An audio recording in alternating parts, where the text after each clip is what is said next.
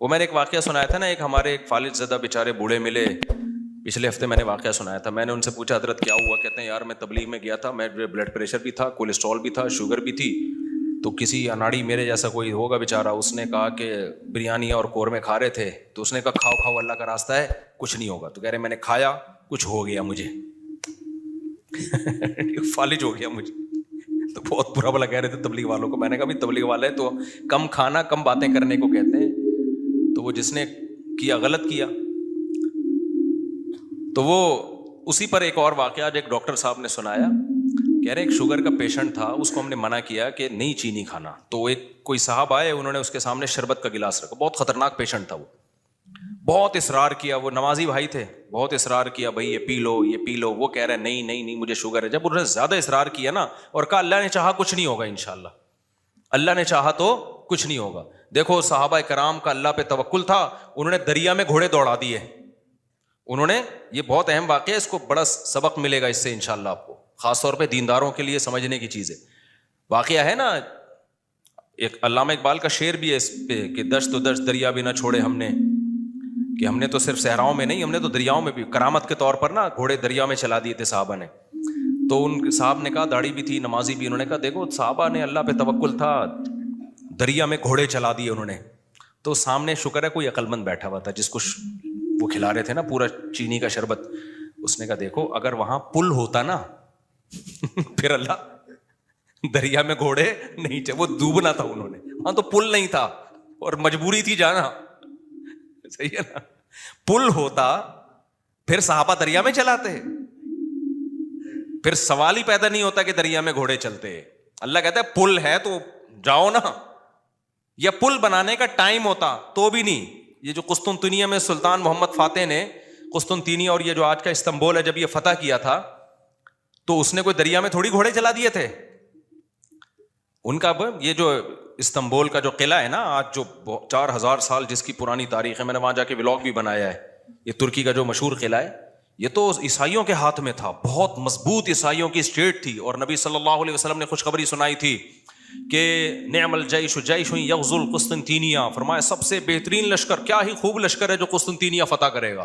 آپ مکہ میں اور ترکی کی فتوحات کی خوشخبریاں دے رہے ہیں. ہمارے نبی کا یہ ویژن دیکھو، ایک پیغمبر جو نہ لکھنا جانتے ہیں نہ پڑھنا جانتے ہیں، لیکن کتنے کانفیڈنٹلی وہ کہہ رہے ہیں کہ کیا خوب لشکر ہوگا جو قسطنطینیہ کو فتح کرے گا. اور خوشخبری دی، جنت کی بشارت دی. اسی وجہ سے مسلمان فاتحین شروع سے لگے ہوئے تھے اس میں، لیکن نہیں ہو پا رہا تھا. تو سلطان محمد فاتح نے کیا کیا، وہ بھی فوجیں لا کے بٹھا دی، لیکن اتنا مضبوط قلعہ ہے وہ جا ہی نہیں پا رہے بھائی. تو مشورہ ہوا. اب انہوں نے یہ نہیں کیا کہ جی ایک طرف سے سمندر ہے، وہاں بھی سمندر کٹا ہوا ہے نا، آپ میپ میں دیکھ سکتے ہیں. تو سمندر میں ہم کیا کرتے ہیں، بسم اللہ ہی اللہ پڑھ کے سمندر بھی نکل جاتے ہیں. بڑھ جانا، ڈوب جانا تھا انہوں نے، اور کیا. تو اللہ کہتا ہے پہلے اپنے سارے اسباب اور وسائل تو استعمال کرو، پھر میری مدد آئے گی. تو سلطان محمد فاتح نے مشورہ لیا، بھائی کیا کریں یار، یہ تو ناممکن ہے. پیچھے پورا یورپ تھا نا، وہاں سے بھی تو مدد آ رہی تھی ان کی، تو ناممکن تھا. اسباب کی دنیا میں بھی 600 سال ہو گئے، علاقہ ہی نہیں فتح ہو کے دے رہا. اب تو کچھ کرنا پڑے گا کہ نہیں کرنا پڑے گا؟ اب تو کچھ کرنا ہے بھائی. تو ماہرین بیٹھے، انہوں نے مشورہ دیا. استخارہ نہیں نکالا، خوب سمجھ لو، استخارہ نکال کے دیکھتے ہیں فتح ہوگا تو ٹھیک ہے، نہیں تو واپس چلو.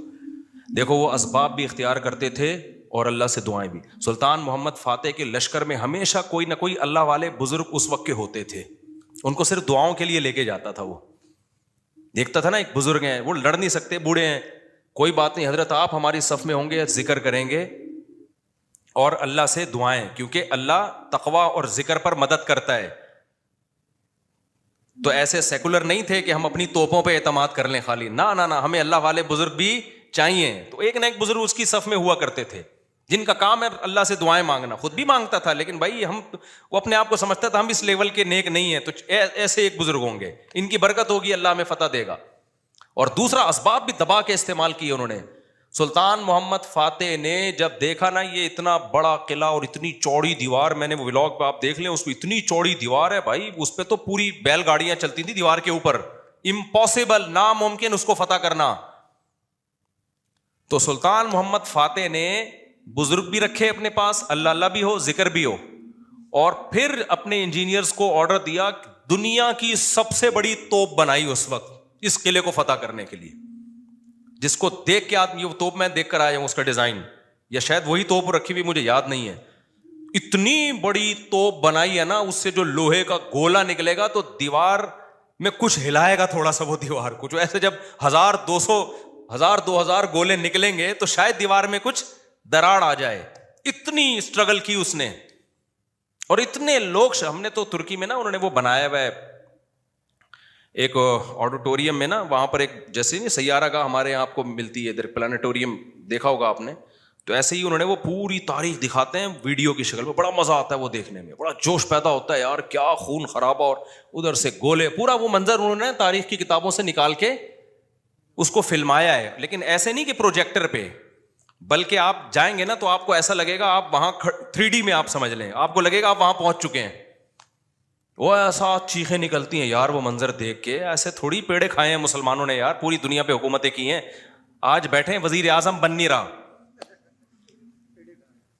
صحیح ہے نا.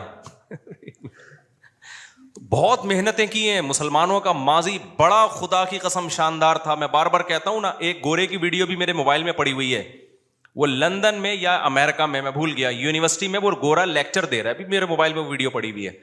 وہ گورا لیکچر دے رہا ہے, گورا کہہ رہا ہے تو وہ کالا, لیکن گورا اس سینس میں کہہ رہا ہوں کہ امریکن ہے, اس سینس میں کہہ رہا ہوں, یا تو میرا خیال ہے امریکن ہے, UK کا نہیں ہے. وہ ان کا جو لب و لہجہ ہے نا, وہ امریکن لب و لہجہ.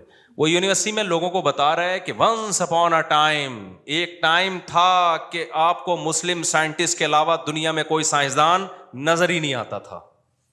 ہر فیلڈ میں کون سا سائنٹسٹ تھا؟ مسلمان.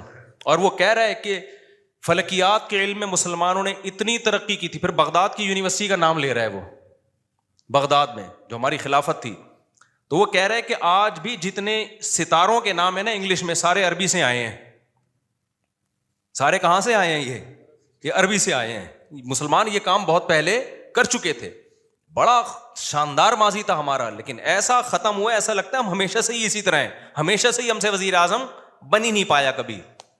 تو ایسا نہیں ہے, ماضی ہمارا اور زیادہ پرانا ماضی نہیں ہے, 150-200 سال سے زیادہ پیچھے کی بات نہیں ہے. یہ چند غلطیاں ہوئی ہیں جس کی سزا ہم بھگت رہے ہیں. اس میں مذہبی لوگوں سے بھی ہوئی ہیں, حکمرانوں سے بھی ہوئی ہیں, دونوں طبقوں سے ہوئی ہیں. کسی ایک طبقے کو آپ ذمہ دار نہیں ٹھہرا سکتے. تو اس میں ایک بہت بڑی غلطی یہ ہوئی ہے کہ مذہب کو سائنس سے کیا کر دیا؟ الگ کر دیا. یہ بہت بڑی مسٹیک ہوئی ہے. جبکہ ہمیں داؤد علیہ السلام, سلیمان علیہ السلام کے واقعات میں کیا ملتا ہے؟ اللہ نے سلیمان علیہ السلام کو جب دنیا کا حکمران بنایا ہے تو اللہ نے اسباب اور وسائل بھی دیے تھے ان کو. وہ اسباب کیا تھے؟ لوہا ان کے ہاتھ میں پگھلا دیا اللہ تعالیٰ نے. داؤد علیہ السلام کو حکم دیا زرہیں بناؤ, زرہیں. اللہ کہہ دیتا کہ اے داؤد تو زمین پر حکومت کرے گا, لڑائی کرے گا, زرہیں بنانے کی ضرورت نہیں ہے. آیت الکرسی پڑھ کے ہر مجاہد پہ پھونک لگائی, دم کیا, دشمن کی تلوار چلے گی نہیں. یہی چل رہا ہے نا آج کل. داماد انسان کا بچہ نہیں بن رہا, آیت الکرسی پڑھ کے پھونکو اور اس کو جو ہے وہ تعویذ کرا دو تو ٹھیک ہو جائے گا. پوری 10-10 سال دامادوں کے ٹھیک کرنے میں بیٹیوں کی زندگیاں تباہ کر دی. قرآن کیا کہتا ہے؟ ان خفتم اللہ یقیما حدود اللہ, حدود اللہ پہ قائم نہیں رہ سکتے بھائی, خلا لینے کی کوشش کرو اس پاگل سے. 2-3 موقع دے دیے ٹھیک ہونے کے, ہو گیا ٹھیک ہے, نہیں تو اگر برائی اس قابل ہے کہ برداشت کے قابل ہے تو برداشت کرو. بلا وجہ گھر نہیں توڑنا چاہیے, بالکل برداشت کے قابل نہیں ہے, جان چھڑاؤ بھائی اس آدمی سے. نہ میں نہ جانتا ہوں نا ایسے لوگوں کو, 30 سال ہو گئے کہ نہیں جی اللہ کے ہاتھ میں دل ہیں, اللہ جب چاہے گا میرے داماد کا دل چینج کر دے گا. اس امید پہ 30 سال گزار دیے اور بیٹی پاگل ہو گئی.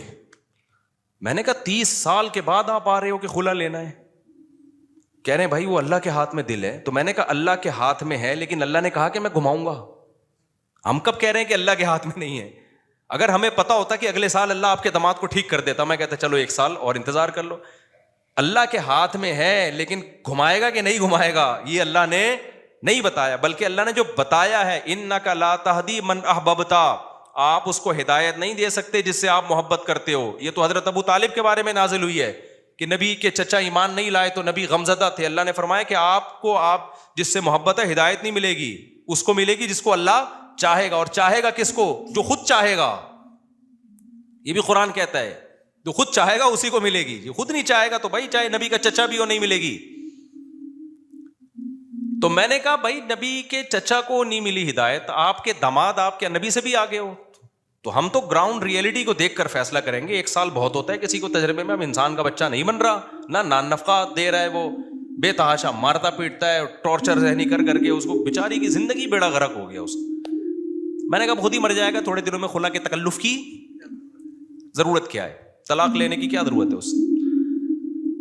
اسلام جو ہے نا وہ دقیانوسی نہیں سکھاتا میرے بھائی. مسلمانوں نے ایسے ہی نہیں دنیا پہ حکومتیں کر لی ہیں. داؤد علیہ السلام کو اللہ نے, داؤد علیہ السلام, قرآن کہتا ہے نا پوری دنیا پہ داؤد علیہ السلام نے, پوری دنیا نہ بھی ہو, دنیا کے ایک بہت بڑے حصے پر جو حکومت کی ہے, تو قرآن کیا بتاتا ہے کیسے کی حکومت, کیسے کی حکومت, پھونکے لگا لگا کے کی.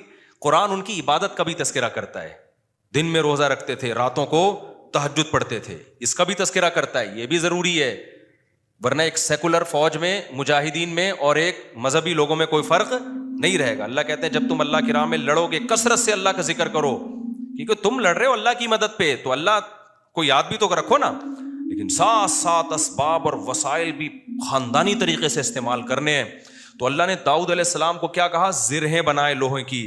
اور کیسے کہا, یہ بھی نہیں کہا کہ بنا دیں بس, باقی میں خود ہی جوڑ دوں گا. قدر فی السرد, ان کی لڑیاں جوڑنے میں بھی اندازوں سے جوڑیں کہ کیسے اس کو, اندازے کا مطلب کیا ہے, کیونکہ جب زرہیں بنائی جاتی ہیں نا لوہے کے لباس جو جنگ میں استعمال ہوتے ہیں, تو ظاہر ہے جس فوجی کے لیے, جس مجاہد کے لیے بنوائی جا رہی ہیں, اس کو لیٹنا بھی ہوگا, اس کو بیٹھنا بھی ہوگا, اس کو گھوڑے پہ چھلانگ لگا کے بیٹھنا بھی ہے, تو وہ موویبل ہوں, وہ مڑ سکیں آسانی سے. تو اس کے لیے بہت ٹیکنیکل طریقے سے اس کو ایڈجسٹ کرنا ہے. تو قدر کا مطلب اس کی ایڈجسٹمنٹ بڑی خاندانی ہونی چاہیے. نہیں آئی میرا خیال ہے بات سمجھ میں. یہ بھی نہیں کہا کہ اللہ میاں نے کہ زرہیں بنانے رسی سے جوڑ لینا, یہ ایک تار نہیں ہوتی جو الیکٹریشین کے پاس ہوتی ہے, یہ والی تار سے یوں کرنا. ہمارے یہاں جگاڑو کام ہو رہے ہوتے ہیں کہ نہیں ہو رہے؟ جاپان میں جگاڑو کام نہیں ہوتے. ہمارے ہر کام کیا ہے, کمپیوٹر کو بھی ٹھنڈا کر رہے ہیں پنکھے پہ نہ آگے. میں نے نیٹ پہ ایک ویڈیو دیکھی ہے, سسٹم کو ٹھنڈا کرنے کے لیے ایک الگ سے پنکھا چلایا ہوا ہے جو کمپیوٹر کو کم اور آپ کو زیادہ ٹھنڈا کر رہا ہے, منہ پہ ہوا آ رہی ہے ڈائریکٹ اس کی. خیر, تو قدر فی السرد, مینجمنٹ اسلام کا ایک حکم ہے. صفوں کو سیدھا کرنے کا حکم ہے یا نہیں ہے؟ اللہ میاں کہتے ہیں نماز پڑھنے آؤ, تھوڑے بہت آگے پیچھے ہو گئے کوئی مسئلہ نہیں ہے یار, قبول کرنے والا کون ہے؟ اللہ ہے, کر لے گا. نہ اتنی بھائی جب کھڑے ہو سیدھے تو پھر سیدھے ہونے چاہیے. ذرا سا بھی پیٹ آگے نکلا ہوا نہ ہو, سینہ آگے نکلا ہوا نہ ہو. نبی صلی اللہ علیہ وسلم اقامت کے بعد کیسے صفوں کو سیدھا کرتے تھے. مینجمنٹ دیندار لوگوں میں ختم, سارے باتیں الٹی ہو رہی ہیں, اللاجیکل باتیں کروا لو. کورونا میں تو دماغ پی گئے تھے لوگ ہمارا. جب کووڈ پہ ہم نے کہا نا, ڈاکٹر کہہ رہے فاصلہ رکھو تو رکھ لو فاصلہ. ہر آدمی بھائی توکل کے چکر میں کورونا والا آدمی منہ پہ جا کے چھینک رہا ہے لوگوں کے. یہ کون سا اسلام ہے بھائی؟ خیر, تو وہ اس کی بات بڑی پیاری تھی نا. میں داؤد علیہ السلام کا بتا رہا تھا نا کیسے زرہیں بنائی انہوں نے, اور کتنی پاورفل حکومت, پھر فوج تیار کی ہے. پھر سلیمان علیہ السلام کو آپ دیکھ لو, ان کا تخت تھا, ہیرے جواہرات تھے, اور کیسا تاج تھا ان کا, یہ بھی بھرم کے لیے. تو اس میں ہمیں یہ بھی ملتا ہے کہ اگر بھرم ڈالنے کے لیے آپ کو اچھی ڈریسنگ کرنی پڑے اور خاندانی لائف اسٹائل ہو تاکہ سامنے والے پہ بھرم اچھے پڑیں, تو یہ بھی شریعت کا حکم ہے. جیسے حضرت معاویہ رضی اللہ تعالیٰ عنہ کا بڑا شاہانہ لباس تھا, تو کسی نے حضرت عمر کو شکایت لگائی کہ یہ گورنر بنے اور اتنا بہترین خوبصورت لباس پہن کے چلتے ہیں پھرتے ہیں, یہ تو دنیا سے محبت کی علامت ہے. حضرت عمر تو پھٹے پرانے کپڑے پہنتے تھے, پیون زدہ کپڑے پہنتے تھے. تو حضرت عمر نے خط لکھا, بھائی یہ کیا شکایت ہے؟ حضرت معاویہ نے فرمایا یا رسول اللہ, میں جن لوگوں پہ حکومت کر رہا ہوں, یا امیر المومنین, میں جن لوگوں پہ حکومت کر رہا ہوں نا, ان کی نظر میں, میں مفہوم بیان کر رہا ہوں, ان کی نظر میں لباس کی بڑی ویلیو ہے. یہ مجھے ویلیو نہیں دیں گے اگر میں غریبوں والا لباس پہن کے گھوموں. تو یہ سیاست تھی ان کی, اور یہ حقیقت ہے کہ آپ کا سب سے پہلا امپریشن کس کا پڑتا ہے؟ آپ لباس کا پڑتا ہے. آپ کے لائف اٹھنے بیٹھنے کا اسٹائل کیا ہے آپ کا, وہی آپ کے کپڑے میں 10 قسم کے پیوند لگے ہوئے ہوں, اگلا کہے گا ابے بھائی یہ تو شاید ان کے پاس پیسے ہی نہیں ہے تو ہم سے کیا لڑیں گے یہ, ٹھیک ہے نا. تو لڑائی کے لیے ظاہر حضرت معاویہ کے پاس جب دشمن کے وفود آیا کرتے تھے تو ان کی ڈریسنگ دیکھ کے ان کو اندازہ ہو جاتا تھا بھائی یہ چھوٹے لوگ نہیں ہیں. سوال پیدا ہوا پھر حضرت عمر نے ایسا کیوں کیا؟ بھائی وہ ان کو ویسے ہی اتنا اللہ نے روب دیا تھا کہ وہ ان کپڑوں میں ہی بہت روب تھا ان کا. اور ہمارے نبی صلی اللہ علیہ وسلم کے جو پیون زدہ کپڑے تھے، تو حدیث میں تو آتا ہے نبی کے چہرے پہ اللہ نے اتنا روب ڈال دیا تھا کہ 1 مہینے کی مسافت سے دشمن کانپنے لگتا تھا. کہ نارملی حکم جو شریعت نے دیا ہے بھائی، آپ کی ڈریسنگ، آپ کا لباس سارا کیا ہونا چاہیے؟ سوٹیبل ہونا چاہیے. کوئی چیز ایسی نہیں ہونی چاہیے جو سوسائٹی آپ کو کوئی گرا ہوا آدمی سمجھنا شروع کر دے. سمجھ میں آ رہی ہے بات کہ نہیں آ رہی ہے؟ نہیں آتی، لیکن جب رشتہ لینے جاتے ہو تو پھر آتی ہے. پھر نہا دھو کے ڈیٹول سے نا 3 پیس سوٹ پہن کے جائیں گے، پھر مجال ہے کوئی پیون زدہ کپڑے پہن کے چلا جائے. تو سادگی ہے تو پھر جانا چڈی بنیان، دھوتی بنیان میں جا بھائی تو وہاں پہ. کیونکہ ہر وقت نا لوگ علماء کو یہ دیکھو سادہ ہونے چاہیے، ان کی پگڑی دیکھو، ان کے کپڑے دیکھو، اور ہمارے تو کوئی ہیں بھی نہیں.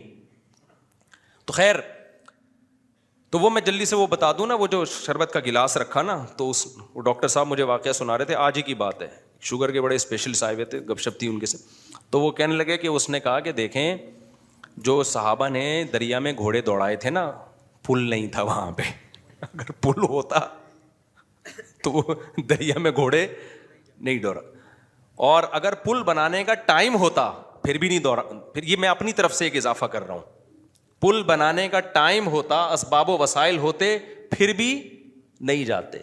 اور واپس جا کے دوبارہ آنے کا ٹائم ہوتا، پھر بھی دریا میں گھوڑے نہیں ڈالتے. وہ ایک مجبوری تھی کہ اس کے علاوہ کوئی آپشن تھا نہیں. تو سلطان محمد فاتح نے بھی یہی کیا ہے.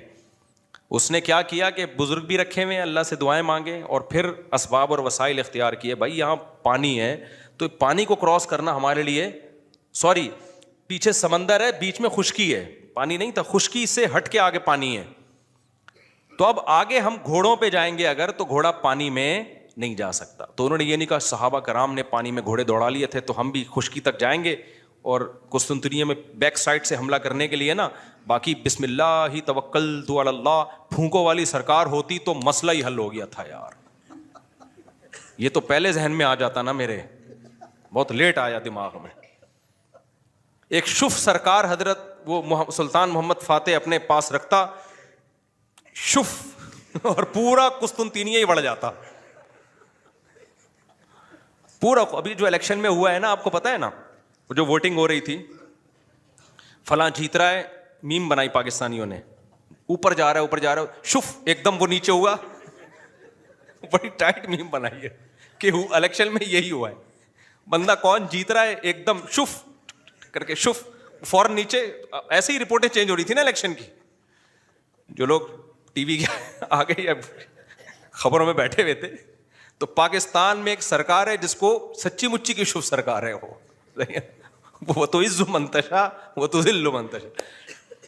تو اس لیے جو سیاست دانوں میں جو سمجھدار لوگ ہیں نا، وہ اس جو پاکستان کی جو اصل شف سرکار ہے نا، اس سے بنا کے رکھتے ہیں. ٹھیک ہے کہ ہم بے شک ایک ووٹ بھی نہ ملا، جب انہوں نے کہا شف، فوراً ہم کہاں چلے جائیں گے؟ اوپر. تو اچھا خیر، سمجھ گئے نا کون سی سرکار ہے. ایک تو یہ سرکار ہے، جو ایک اور سرکار ہے جو اصل شف سرکار ہے، وہ بڑی پاورفل سرکار ہے. وہ اس کا شف اصل شف ہے، اس کو ہم مانتے ہیں کہ یار وہ جب شف کرے نا، وہ یہ تو ڈرامہ کر رہے ہیں نا، ڈرامہ کر رہی. تو سلطان محمد فاتح نے کیا کیا، مشورہ کیا بھائی کیا کریں. مشورہ یہی طے ہوا کہ یار کچھ نہ کچھ تو کرنا پڑے گا. تو ایک ماہر نے مشورہ دیا کہ دیکھو، ہم جو ہمارے بحری جہاز ہیں، وہ کشتیاں بہت بڑی بڑی تھیں، جہاز نمائی تھیں وہ، تو ہم ان کو جب تک خشکی پہ چلا کے آگے پانی تک نہیں پہنچائیں گے نا، تو ہم یہ قلعہ کبھی بھی فتح، مزید 600 سال لگ جائیں گے، ہمیں ناممکن ہے. ہمارے پاس اب ایک ہی آپشن ہے، جانیں ضائع ہو رہی ہیں، روز تیر اندازی ہو رہی ہے، لوگ ڈیلی بیسس پہ شہید ہو رہے ہیں، اور پہلے بھی کئی حملے ناکام ہو چکے ہیں. اب یہ رسک لینا پڑے گا، آر یا پار. اب یہ بہت مشکل کام تھا. کیوں؟ رات میں لوگ سو رہے ہیں، راتوں رات آپ نے یہ کرنا ہے. اب خشکی پہ کیسے چلائیں بھائی پانی، یعنی اس جہازوں کو؟ تو اس کا طریقہ یہ ہے کہ جتنے جانور ہیں نا، اونٹ، گائے، دمبے، سب ذبح کر دو اور سب کی چربی کو پگھلا کے زمین پہ ڈال دو. اور یہ صبح صادق سے پہلے پہلے کام کیا ہو جانا چاہیے؟ ختم. اور اس کے بعد یہ کشتیاں رکھ کے نا، لکڑیاں رکھ کے ان کو دھکے دیں گے، کیونکہ ورنہ کون لے جا سکتا ہے؟ کیونکہ اگر دھکے دے دے کے تو ناممکن ہے نا خشکی پہ. آپ کسی ایک چھوٹی سی لانچ کو دھکا دینے کی کوشش کرو، کوئی بھی نہیں دے سکتا. تو ہوگا یہ, اور دیں گے بھی اتنا ٹائم لگ جائے گا کہ دشمن تو دیکھ لے گا بھائی یہ لوگ تو یہاں سے آئے, تو راتوں رات یہ کام کرنا ہے. کتنا بڑا یہ گوروں نے ہسٹری میں لکھا ہے کہ ایسا کام کیا ہے جس کا تصور نہیں تھا, اتنی محنت خرچ ہوئی ہے اس کے اوپر. کیا موٹی موٹی توند اور موٹے موٹے پیٹ ہوتے اگر اس وقت مسلمانوں کے, اور صبح و شام بریانی اور قورمے کے ڈھکن کھل رہے ہوتے, اور تیجے کے نام پہ, 40ویں کے نام پہ, شب برات کے نام پہ یہ سب چیزیں کھا رہے ہوتے, تو یہ کر لیتے؟ بولتے کیوں نہیں؟ میں بار بار کہتا ہوں کسی بڑے پیٹ والے کا مذاق اڑانا مقصد نہیں ہے. کچھ لوگوں کا نیچرلی پیٹ بڑا ہوا ہوتا ہے, وہ تو قدرت کی طرف سے, وہ صحابہ میں بھی تھا, بڑے بڑے بزرگوں میں تھا. لیکن یہ جو کھا کھا کے توندیں نکل رہی ہیں نا, زیادہ کھا کھا کے, یہ بہت برا عمل ہے. نبی صلی اللہ علیہ وسلم کی بخاری کی حدیث ہے, اس امت میں سب سے پہلی جو برائی آئے گی نا, جھوٹ اور بڑے پیٹ, موٹاپا. یہ حدیث ہے صحیح. تو قدرتی طور پر کسی کا پیٹ بڑا ہے تو ایک الگ بات ہے. تو اب انہوں نے کیا کیا, فوراً وہ ساری جانوروں کو رات کو, بھائی اب یہ اس کے علاوہ کوئی آپشن ہمارے پاس نہیں. پھر اللہ سے دعائیں بھی مانگ رہے ہیں, دعائیں بھی مانگ رہے ہیں کہ اللہ ہمارے بس میں جو تھا ہم نے کر دیا. تو وہ پگھلا کے پورا فرش بنایا راتوں رات. جو عیسائیوں کی اسٹیٹ تھی ان کے تصور بھی نہیں تھا کہ یار کوئی کسی کا دماغ یہاں بھی جا سکتا ہے, کسی کا دماغ یہاں بھی جا. کتنی محنت کی ہوگی انہوں نے اس وقت. کاش ویڈیو کیمرے ہوتے نا, وہ فلما لیتے یہ ساری چیزیں. پھر وہ راتوں رات کشتیاں لے جا کے نا اس پہ سب کو پار کیا, پانی میں اتار دیا. صبح صادق سے پہلے وہ بہت بڑی فوج مجاہدین کی وہ پیچھے سمندری جہازوں پہ سوار ہو چکی تھی. صبح صادق سے پہلے یہ کام ہو چکا تھا. اور پھر بیک سائڈ سے نا پانی پہ اترے وہ لوگ, اور پھر انہوں نے حملہ کیا. وہ عیسائیوں کو تو انہوں نے تو آگے دیکھ رہے ہیں نا, وہ ان کو کیا پتا پیچھے سے بھی کوئی حملہ کر سکتا. ادھر سے انہوں نے تیر اندازی کی ہے, ادھر سے پیچھے سے حملہ کیا. وہ تو حیران ہو گئے, یار یہ بندے آئے کہاں سے ہیں یہ لوگ, بیچ میں تو خشکی ہے, اس میں تو جہاز آ ہی نہیں سکتا. یہ اسٹرگل اور یہ محنت کرنی پڑتی ہے بھائی, پھر قومیں بنتی ہیں. وہ زوں سے نہیں بن جاتی خالی قومیں, سمجھ رہے ہو؟ ابھی چھوڑو یہ, پھر یہ زوں کاٹ دینا یار, ایک میم ہے, پھر وہ اچھا نہیں ہے. تو وہ ہے نا, میں جاپان گیا, زوں, وہ دیکھا ہے آپ لوگ؟ ابے نہیں, آپ لوگ میمز نہیں دیکھتے آپ لوگ, مجھے لگتا ہے. خیر, ہمارے سابق وزیر اعظم کا بیان آیا تھا کہ میں جاپان گیا, زوں آواز آئی, پھر میں جاپان گیا, زوں آواز آئی. تو ایسے بنتی ہیں قومیں, زوں. اس پہ لوگوں نے بڑی میمز, یہ کٹ کر دینا, وہ ورنہ پھونکو, جو ہماری سرکار جو اصل پھونک والی ہے وہ مسئلہ. اچھا خیر, تو خیر, تو یہ ہے اسباب. اب موسیٰ علیہ السلام جب آگے دریا کے آگے آ کے کھڑے ہوئے ہیں, تو اگر وہاں پل ہوتا تو پھر لاٹھی کو حکم ہوتا کہ سمندر پہ ماریں اور وہ 12 چشمے اس سے 12 راستے بن جائیں, پھر ہوتا. اللہ میں کہتے ہیں پل سے جاؤ بھائی. یا واپسی کا آپشن بھی اگر ہوتا نا کہ بھائی فرعون پیچھے سے آ رہا ہے, آگے راستہ نہیں ہے, تو یہ والا راستہ یہاں سے, تو بھی یہ نہ ہوتا, یہ والے راستے سے جائیں. جب تک اسباب اختیار کرنا ممکن ہوتا ہے, اللہ کی آسمانوں سے مدد نازل نہیں ہوتی. اللہ کہتے ہیں پہلے پورے اسباب تم نے اختیار کرنے ہیں, اس کے بعد پھر میں جہاں تم ختم ہوگا وہاں سے میں شروع ہوں گا. ہم لوگ کچھ کرنے سے پہلے ہی ڈائریکٹ کہاں استخاروں پہ چلے جاتے ہیں, ڈائریکٹ. تو اس میں ایک بات خوب یہ بھی اچھی طرح سمجھ لو کہ آج کل نا, ایک تو لوگوں میں توکل ویسے ہی نہیں ہے, اللہ پہ اعتماد نہیں ہے, اور پیسوں کے پیچھے بھاگتے رہتے ہیں. لیکن کچھ لوگوں میں غیر ضروری توکل بھی آ جاتا ہے. علماء نے لکھا ہے اگر آپ کو اللہ نے مالی وسائل دیے, میں نے بہت لوگ دیکھے ہیں جاب گئی اور روڈ پہ آ گئے, ایک دم برباد ہو گئے. وہ کاروبار کروڑوں کا بزنس چل رہا تھا, کوئی نقصان ہوا. ابھی کچھ دن پہلے ایک بندہ ملا, کروڑوں روپے میں کھیل رہا تھا, پولٹری فارم کا اس کا بزنس تھا پشاور میں. تو کہہ رہا ہے یار کوئی بیماری آئی, ساری مرغیاں مر گئیں اور میں دیوالیہ نکل گیا, میرا ڈپریشن میں چلا گیا.